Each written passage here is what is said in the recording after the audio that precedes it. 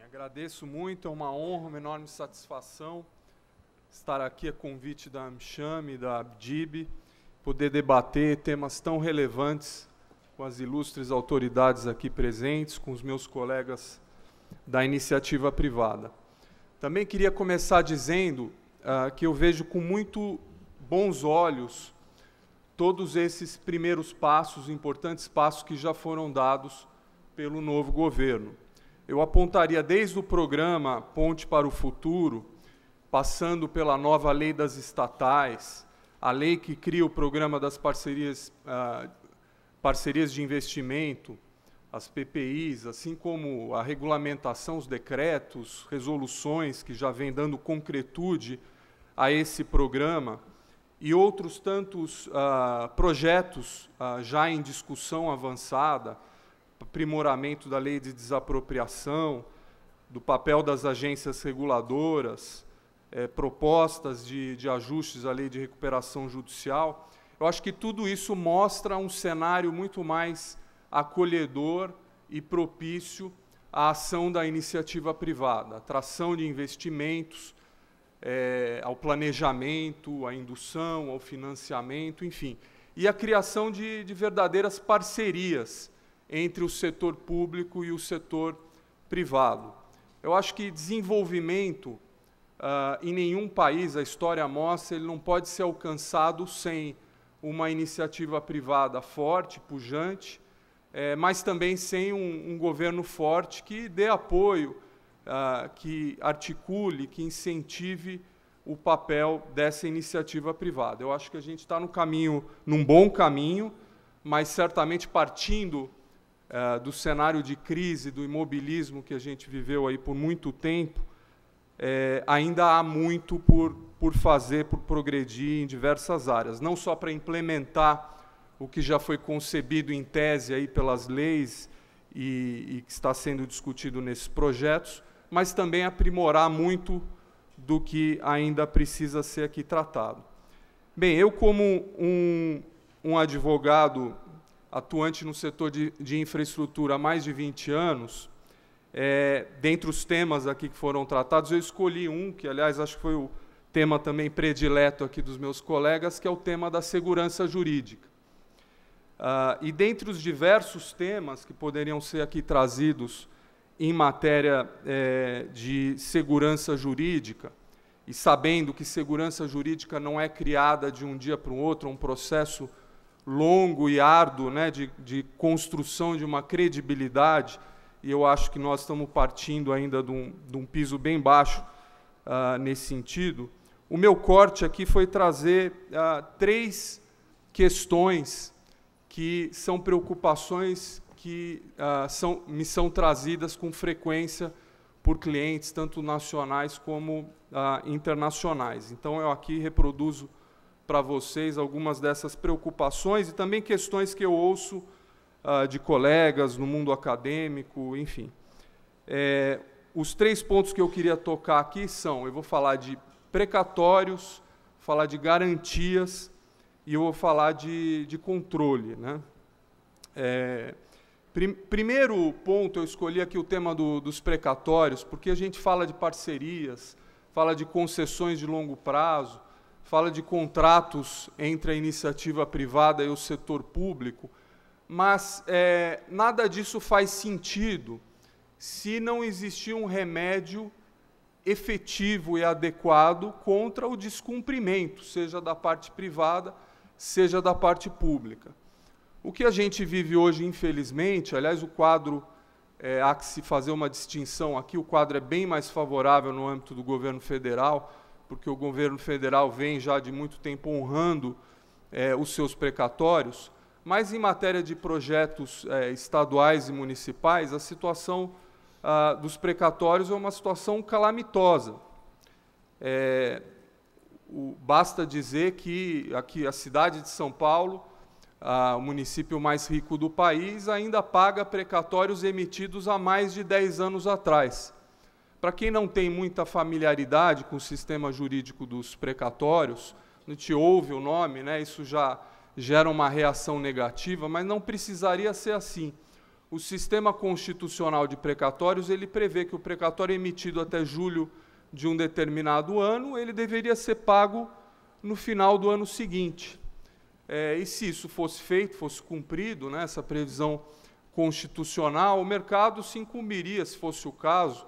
né, de antecipar essa receita já com data certa e máxima de recebimento. Mas o que a gente tem visto em estados e municípios são estoques inesgotáveis, inadministráveis de precatórios que vão se acumulando e são empurrados de administração por administração. Após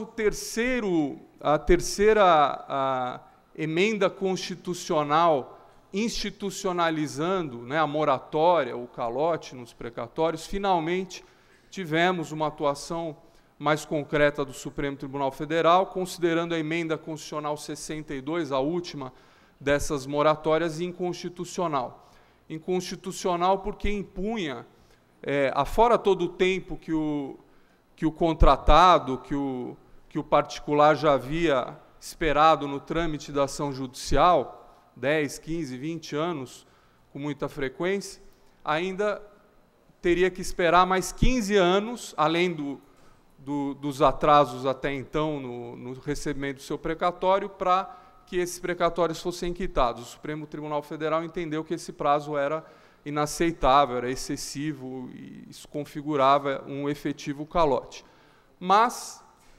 fato é que até o momento, embora essa decisão tenha sido proferida, não foi oferecida uma solução concreta para isso. O Supremo Tribunal Federal apontou algumas alternativas, mas ainda aguarda uma regulamentação dessas alternativas, seja pelo Conselho Nacional da Justiça, seja pelo Congresso Nacional. Então, eu acho isso imprescindível para que haja segurança jurídica quanto ao cumprimento dos contratos, que se tenha um sistema efetivo de precatórios em todos os níveis da federação. Reconhecendo essa dificuldade, esse sistema caótico dos precatórios, as parcerias público-privadas, por exemplo, dentre outros instrumentos, trouxeram a possibilidade de outorga de garantias pelo setor público. Isso foi muito bem recebido, acho que foi uma solução muito importante, porque ela traz aquela obrigação, tanto quanto existe no setor privado, de impor ao administrador público o compromisso, a obrigação de viver com os seus compromissos, de honrar as suas obrigações na forma contratada. Mas fato é que essas garantias, embora adequadamente legisladas e previstas, até agora vem tendo pouca efetividade. Em nível federal, por exemplo, foi previsto o Fundo Garantidor de Parcerias, depois absorvido pelo Fundo Garantidor de Infraestrutura, hoje sob gestão da BGF, mas fato é que, até o momento, ele não prestou nenhuma garantia a nenhuma parceria público-privada, seja em nível federal, seja mesmo em nível estadual e municipal, embora a lei admita que o Fundo Federal pudesse também cumprir essa função. No âmbito de estados e municípios, o primeiro caso de fundo garantidor que foi levado a ser testado no Poder Judiciário não está mostrando êxito, né? O caso de Rio das Ostras, por exemplo, o fundo garantidor lá que recebia receitas de royalties do município, num ambiente de crise no município, redução das suas receitas, isso foi levado ao Judiciário, o Judiciário entendeu que o município não poderia ser penalizado pela crise e,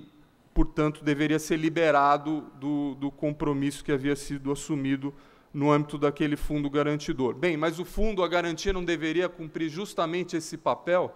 de dar segurança ao agente privado nos momentos de crise, de dificuldade? Outros instrumentos de garantia que vêm sendo praticados no âmbito de estados e municípios são as receitas dos fundos de participação estadual ou municipal, né, os FPEs e FPMs. E aí é uma outra discussão. O BNDES não aceita essa garantia, ainda não foi testada no judiciário, enfim, a insegurança também é grande. Se a garantia gera insegurança, ela não cumpre o papel dela, que é, enfim, garantir e trazer a tranquilidade ao agente. E, por fim, sabendo que meu tempo já está se encerrando, o último ponto que eu queria trazer é a questão do controle, né? Já foi tratado aqui por alguns dos meus colegas aqui de mesa. Foi dito aqui que a falta de controle é um problema, no que eu concordo plenamente. Foi dito aqui a importância de um controle efetivo, no que eu concordo mais uma vez, mas também se verifica muito, isso é um problema que nós vivemos, muitas vezes de um controle excessivo e desarrazoado. Por exemplo, que gera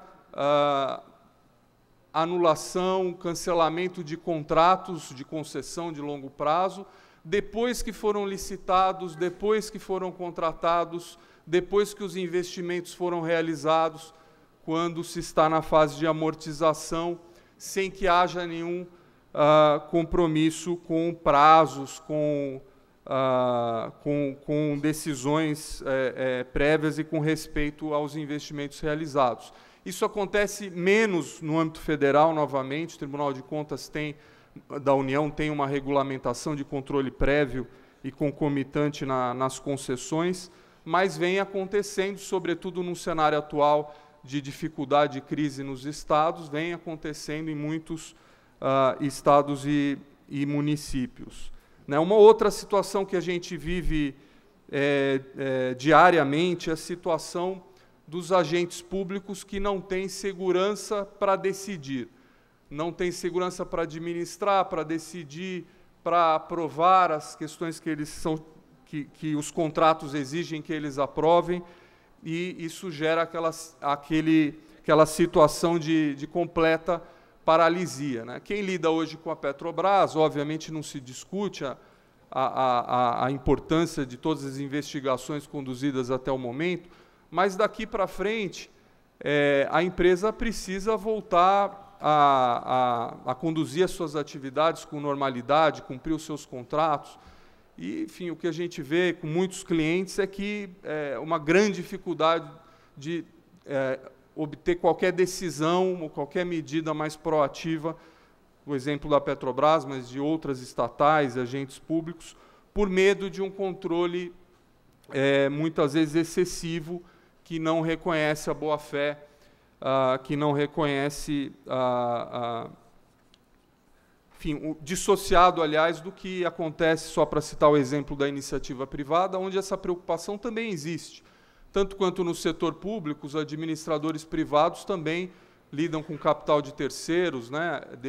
Têm obrigações e responsabilidades, podem ser responsabilizados pessoalmente quando causam prejuízos, mas a jurisprudência prática no setor privado já é muito mais consolidada no sentido de distinguir aquele agente de boa-fé ou de má-fé, aquele agente que tomou a decisão sem conflito de interesse, de forma diligente, informada, e que, nesse sentido, não pode ser penalizado simplesmente porque a sua decisão não resultou, não propiciou o melhor resultado para aquela situação concreta. Enfim, então, são essas provocações aí, eu não trago aqui no tempo que eu tenho soluções, mas eu trago provocações aqui para a mesa ou para o público em geral. Obrigado.